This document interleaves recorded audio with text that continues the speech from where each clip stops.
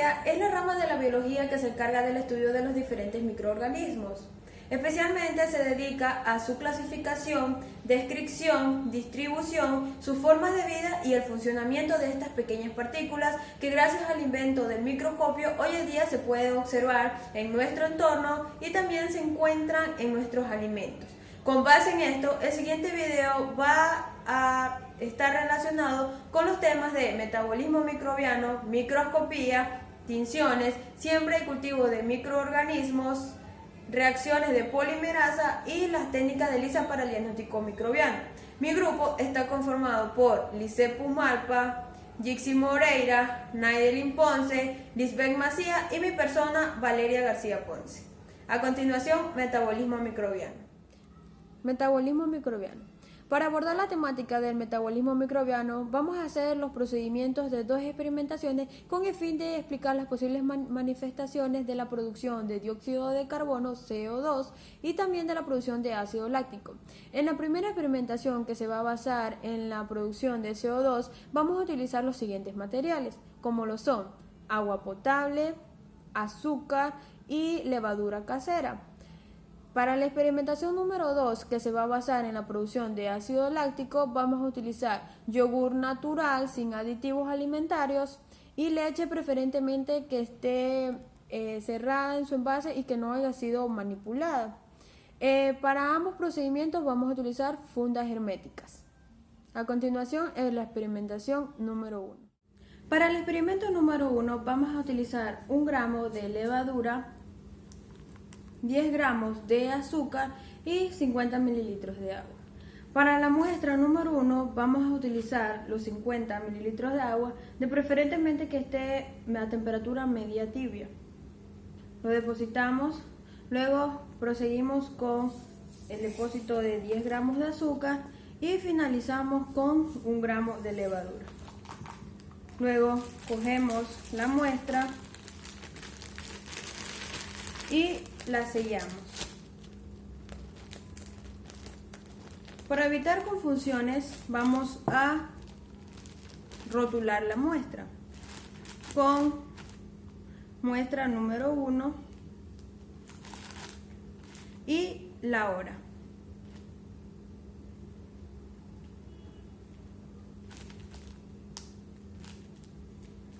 Aquí está la muestra número 1. Para la siguiente muestra vamos a utilizar los 50 mililitros de agua y los 10 gramos de azúcar. Sellamos herméticamente la muestra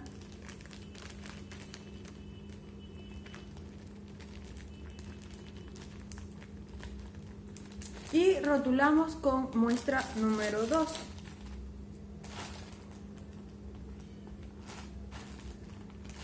También colocamos la hora.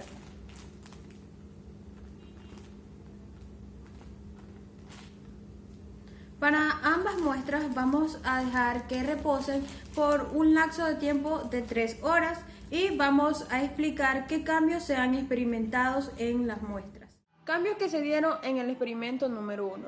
En el experimento número 1 se puede observar que a simple vista en la superficie del agua se encuentran pequeñas burbujitas. También hubo una inflación de la funda, tal vez no mucho porque la funda es muy grande. También el olor es muy como ácido, algo bien fuerte, tal vez característico o propio de la fermentación del azúcar que se convirtió en alcohol y en dióxido de carbono. En cambio, en la muestra número 2 no se puede observar muchos cambios en la muestra como la muestra número 1. En la muestra número 2 agregamos el azúcar y el agua. Lo único que se puede notar es como un olor pálido amarillento del agua.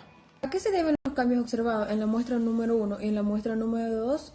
Pues bien, el experimento número 1, la levadura, se suele comercializar deshidratada y añadirle el agua, esta levadura con el azúcar se mezclan creando una reacción química en la producción de dióxido de carbono y como consecuencia de esto, en un lapso aproximado de 3 horas, la funda que contiene la muestra se infla por dicha presencia de este gas, es decir, de CO2 que fue liberado por la fermentación del azúcar.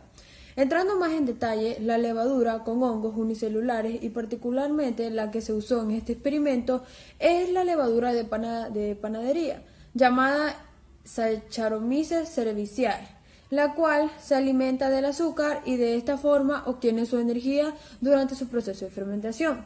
Dicho proceso de fermentación es catabólico, el cual transforma las moléculas mediante una oxidación incompleta, dando como resultado un compuesto orgánico y la generación de energía química de este proceso, el cual se realiza en total ausencia de oxígeno. En el caso de la levadura, interviene la fermentación alcohólica, ya que su proceso de fermentación en ausencia de oxígeno, transformando el azúcar de la materia prima en alcohol etílico y en dióxido de carbono. Además, utilizan partes de la proteína y del azúcar para desarrollarse y multiplicarse. En cambio, en el experimento número 2 solo se observó una mezcla homogénea, más no una reacción semejante a la del experimento número 1, ya que a las muestras del número 2 no se le aplicó levadura. Para la experimentación número 3 vamos a utilizar 50 mililitros de yogur natural sin aditivos y 100 mililitros de leche, de preferencia que sea cerrada y que no haya sido manipulada o consumida. A continuación vamos a proceder a agregar los 100 mililitros de leche y los 50 mililitros de yogur sin aditivos.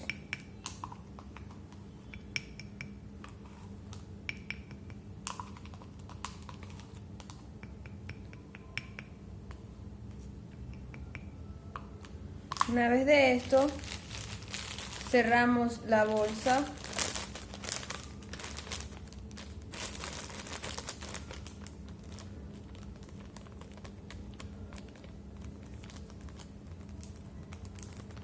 Y vamos a rotular la bolsa con experimento número 3.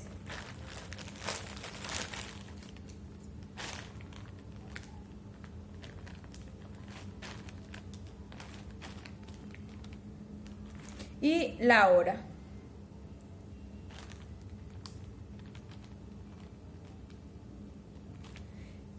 En este procedimiento vamos a tener que esperar 3 horas, lo vamos a exponer a temperatura ambiente y 12 horas a refrigeración. ¿A qué se deben estos cambios en el experimento número 3? Pues bien, la fermentación ácido láctica se llevó a cabo fundamentalmente por bacterias lácticas que en ausencia del oxígeno transforman el azúcar de la materia prima en ácido láctico. Este proceso se lleva a cabo para la elaboración del yogur. La acción de las bacterias lácticas a bacterias termófilas sobre la leche genera un proceso microbiano mediante la cual la lactosa, es decir, el azúcar de la leche, se transforma en ácido láctico. Y con el transcurso del tiempo, este ácido se acumula en las estructuras de las proteínas de la leche, lo cual modifica en coágulos de yogur, es decir, la formación de cuajada como resultado del producto. Esto se produjo por dejar en reposo a 3 horas a temperatura ambiente el producto, o sea, la mezcla, y luego ponerlo en refrigeración durante 12 horas, lo que da como resultado un rango de 15 horas donde la mezcla no tuvo presencia de oxígeno. Además, existen variables como la temperatura y la composición de la leche, las cuales influyen en las particularidades como el sabor ácido del yogur, lo que ocurre por consecuencia del ácido láctico sintetizado durante la fermentación. Y como resultado, después de las 12 horas, ya el contenido de la bolsa no estaba tan diluida y está un poco más espesa y agrumada. A continuación, el tema de microscopía. La microscopia. La microscopia es uno de los métodos de trabajo de la microbiología, donde se hace uso de lentes que permiten la observación de morfologías, agrupaciones y tensiones de microorganismos. Los microscopios ópticos tienen un aumento de 10 y pueden poseer 4 objetivos, 4, 10, 40 y 100 grados de inmersión. Existen microscopios ópticos y electrónicos. Entre los primeros está el microscopio luminoso simple, que incluye cuentacolonias, y el microscopio luminoso compuesto. El microscopio electrónico puede ser de transición o de barrido. Entre las partes de los microscopios ópticos tenemos la base o pie, una pieza que se encuentra en la parte inferior del microscopio y sobre la cual se monta el resto de los elementos, y acostumbra a ser la parte más pesada para proporcionar suficiente equilibrio y estabilidad al microscopio. El brazo constituye el esqueleto del microscopio y es la pieza intermedia del microscopio que conecta todas las partes. La platina es la superficie donde se coloca la muestra que se quiere observar. Su posición vertical con respecto a los lentes del objetivo se pueden regular mediante los dos tornillos para generar la imagen enfocada.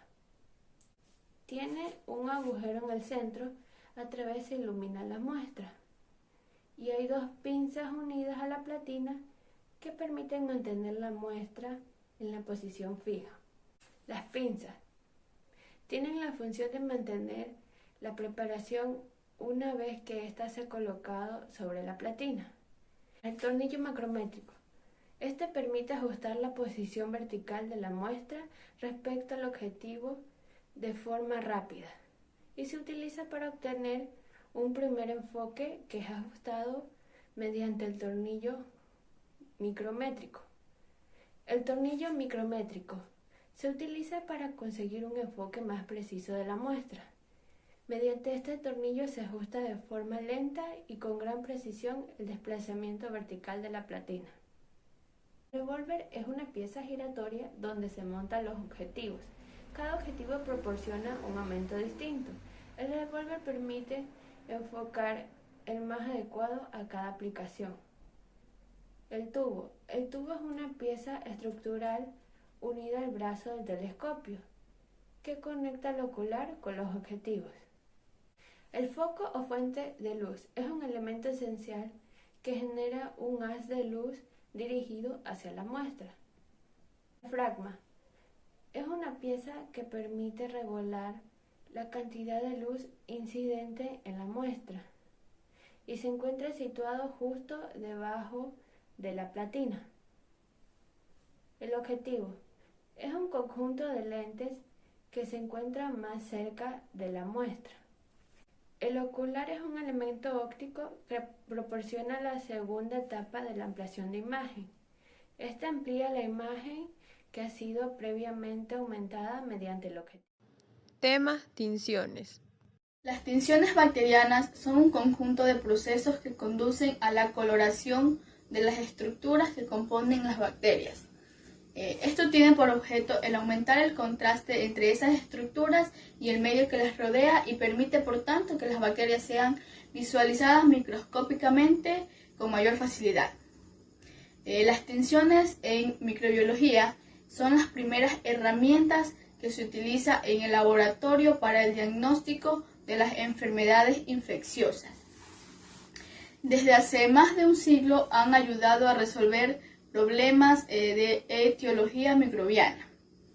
Hay una gran variedad de tinciones que se han ido desarrollando para la detención de los diferentes agentes infecciosos en las que se incluyen las bacterias, los parásitos y hongos.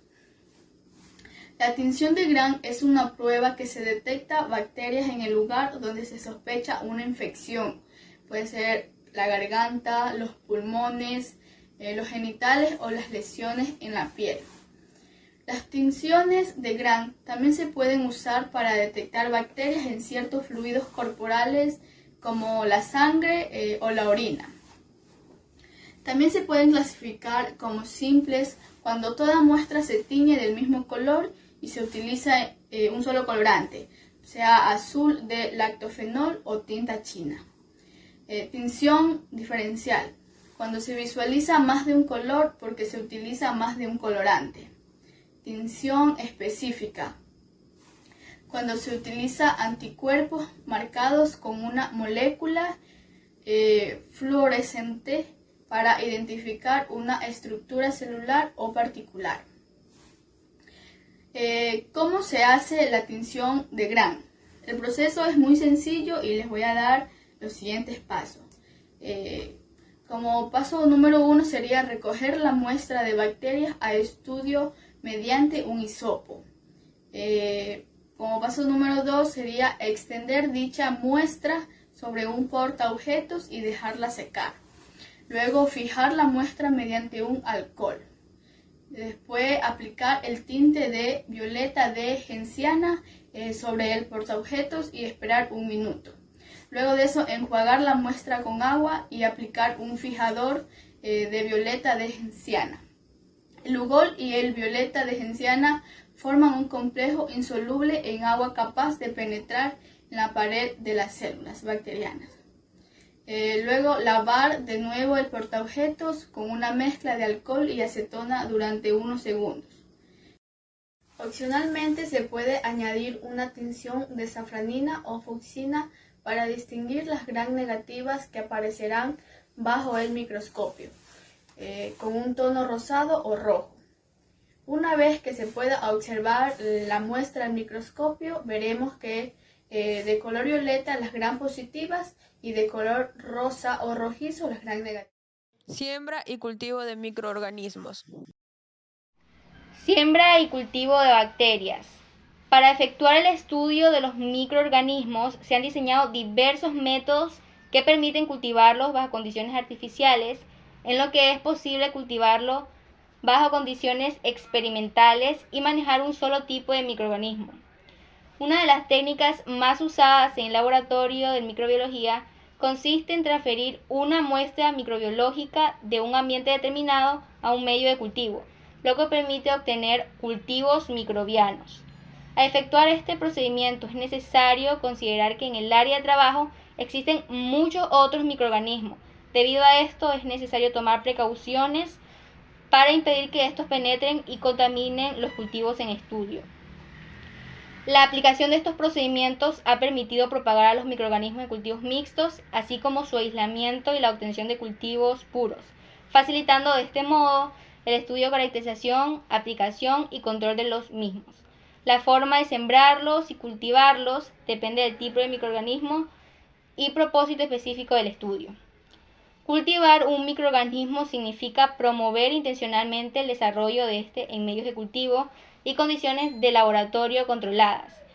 La población de microorganismos desarrollada en un medio se denomina cultivo. Cuando éste contiene una sola especie de microorganismo, se denomina cultivo puro o axénico. Cuando contiene más de una especie de microorganismos, se denomina cultivo mixto. Un cultivo contiene una especie conocida de microorganismos y es conservada en el laboratorio para realizar diversos ensayos y estudios. Para impedir la contaminación de los cultivos es necesario tener plena conciencia de la ubicuidad de los microorganismos, lo que determina que en el aire y todas las superficies estén densamente poblados por microorganismos. De este modo, en la transferencia de una muestra microbiológica a otro recipiente se debe tener una serie de cuidados que eliminen los riesgos de contaminación. Estos incluyen el área de trabajo, el lavado de manos, la esterilización de todos los utensilios y medios de cultivo a emplear y realizar la transferencia del microorganismo en una zona estéril, la que se obtiene trabajando cerca de la flama del mechero.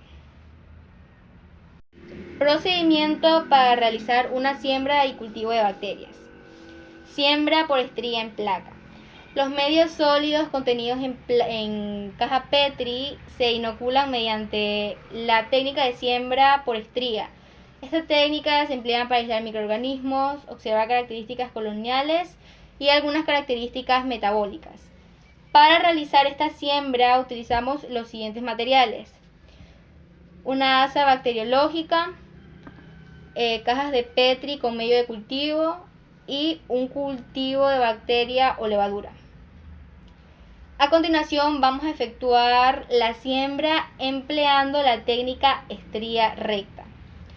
Primero tomamos el inóculo con el asa. Luego de esto tomamos la caja y trazamos una o varias líneas rectas en medio de la superficie.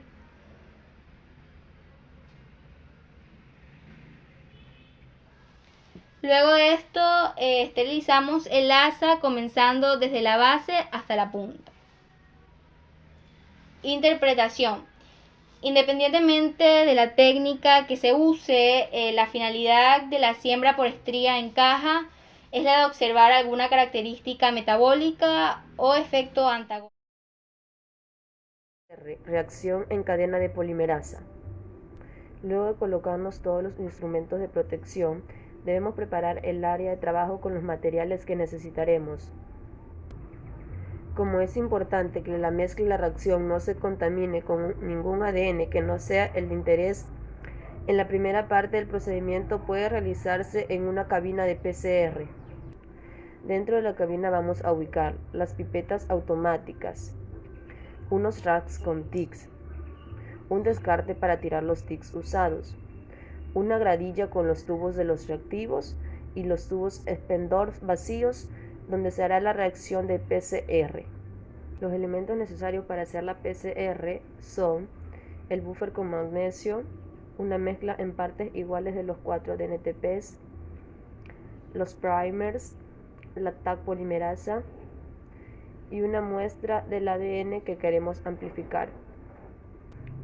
Se pipetea la cantidad correspondiente de estos elementos dentro de un tubo Eppendorf, teniendo en cuenta que es importante mezclar bien todos estos reactivos antes de pipetear.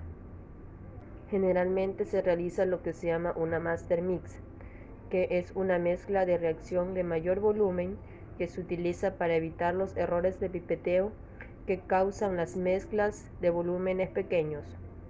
Una vez hecha la master mix, se trasvasa la cantidad de microlitros necesarios a tubos de 0.2 mililitros para iniciar la reacción. El volumen final de la reacción suele ser entre 15 a 50 microlitros. Cuando estén todos los tubos listos, se lo ubican dentro de un termociclador y se programa de acuerdo al protocolo de amplificación que queramos hacer. Técnica de ELISA, análisis de inmunoabsorción ligados a enzimas. Consiste en la detección de un antígeno a través de un anticuerpo enlazado a una enzima. Este procedimiento se realiza en unas placas llamada ELISA, que está conformada por 96 pozos que miden aproximadamente 1.5 por 1.5 centímetros. En el método directo de ELISA se coloca en los pozos de las placas de ELISA una cantidad fija de un antígeno primario marcado con una enzima que se unirá al antígeno de interés, y se añade un sustrato que al reaccionar con la enzima proporcionará una señal visible que permitirá la detección del antígeno de interés. En el método indirecto de ELISA se coloca en los pozos de las placas de ELISA una cantidad fija de un anticuerpo primario sin marcar que se une al antígeno de interés. Luego se añade un anticuerpo secundario marcado con una enzima que se unirá al anticuerpo primario. Y finalmente se añade el sustrato que al reaccionar con la enzima proporcionará una señal visible que permitirá la detección del antígeno de interés. La prueba de ELISA da diferentes tonos dependiendo de la cantidad de anticuerpos. Para determinar la presencia de anticuerpos o antígenos presentes en la muestra, se utiliza un espectrofotómetro, que sirve para efectuar la lectura de los resultados.